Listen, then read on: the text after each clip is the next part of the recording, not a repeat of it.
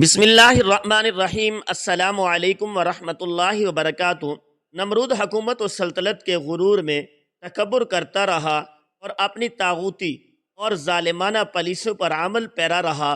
خداوند قدوس نے آخری بار اپنی حجت تمام کی۔ اگر اس کے باوجود اپنی سرکشی سے باز نہ آئے تو کائنات کے اندر اپنی کمزور ترین مخلوق سے اس کی ذلت امیز زندگی کو نیست و نابود کر دے۔ اللہ تعالیٰ نے انسان کی شکل میں ایک فرشتہ نمرود کو نصیحت کرنے کے لیے اس کے پاس بھیجا۔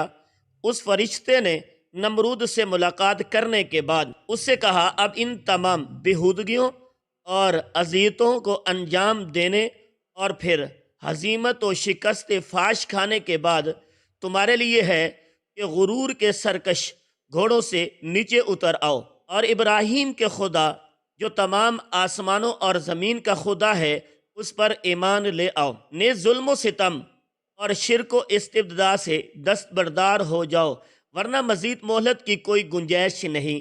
اگر تم نے اپنے طور طریقے نہ بدلے تو یاد رکھو کہ اللہ تعالیٰ کی فوج ان گنت ہے۔ اس میں سے کمزور ترین لشکر تمہیں اور اس عظیم لو لشکر کو ملیہ میٹ کر دے گا۔ نمرود بے حیا نے ان نصیحتوں کا مذاق اڑاتے ہوئے انتہائی گستاخی اور بے شرمی کا مظاہرہ کرتے ہوئے کہا، پوری زمین پر میری طرح کسی کے پاس بھی مضبوط اور طاقتور فوج نہیں۔ اگر ابراہیم کے خدا کے پاس کوئی فوج ہے تو اسے کہو ہمارے مقابلے میں لے آئے، ہم ہر وقت اس کے ساتھ جنگ لڑنے کے لیے تیار ہیں۔ فرشتے نے کہا، اگر ایسی بات ہے تو اپنی فوج کو جنگ کرنے کے لیے تیار کرو۔ نمرود نے 3 روز کی مہلت مانگی۔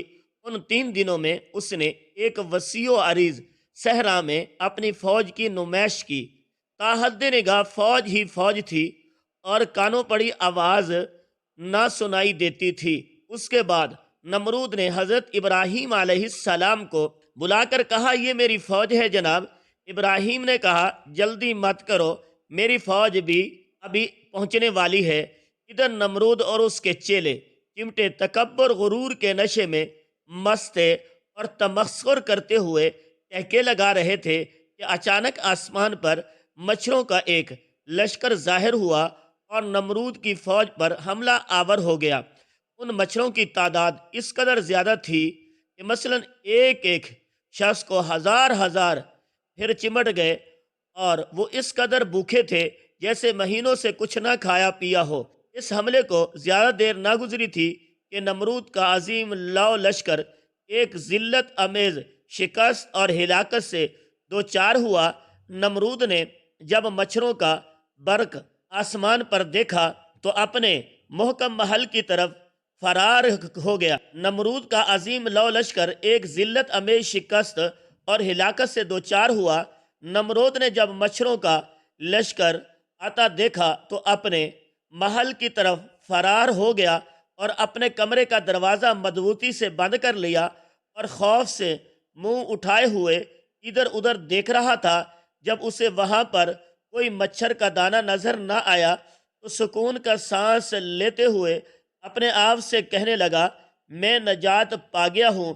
اسی دوران وہی فرشتہ ناس انسان کی صورت میں دوبارہ نمرود کے پاس آیا اور اسے نصیحت کرتے ہوئے کہا، تم نے ابراہیم کا لشکر دیکھ لیا ہے، اب بھی توبہ کا دروازہ کھلا ہے، آؤ اور توبہ کر لو اور ابراہیم کے خدا پر ایمان لے آؤ تاکہ نجات پا جاؤ۔ لیکن نمرود نے اس فرشتے کی محبت انگیز نصیحتوں کی کوئی اعتبار نہ کیا۔ بالآخر ایک دن انہی مچھروں میں سے ایک مچھر کسی سوراخ سے نمرود کے کمرے میں گھسا اور اس پر حملہ آور ہوا۔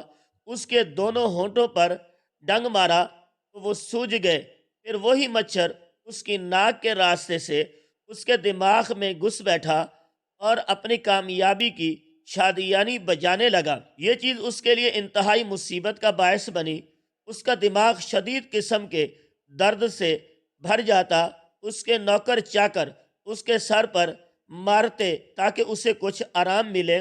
وہ آہو پکار کرتے ہوئے بڑی ذلت و خواری سے واصل جہنم ہوا اور اس کی ذلت امیز زندگی کی بساط لپیٹی گئی۔ اقتباس از روزۃ الصفا جلد نمبر 1، حیات القلوب جلد نمبر 1۔ جیسا کہ قرآن میں یوں تعبیر کیا گیا، اور ان لوگوں نے ایک مکر کا ارادہ کیا تھا تو ہم نے بھی انہیں خسارہ والا اور ناکام قرار دے دیا۔ دلچسپ بات یہ ہے کہ امیر المؤمنین حضرت علی رضی اللہ تعالیٰ عنہ ایک شامی کے سوالات کے جوابات کے ضمن میں فرمایا، دشمنوں نے ابراہیم علیہ السلام کو بدھ کے دن منجیک میں رکھ کر آگ میں اچھالا، اور خداوند قدوس نے بھی بدھ ہی کے دن نمرود پر ایک مچھر کو مسلط کیا۔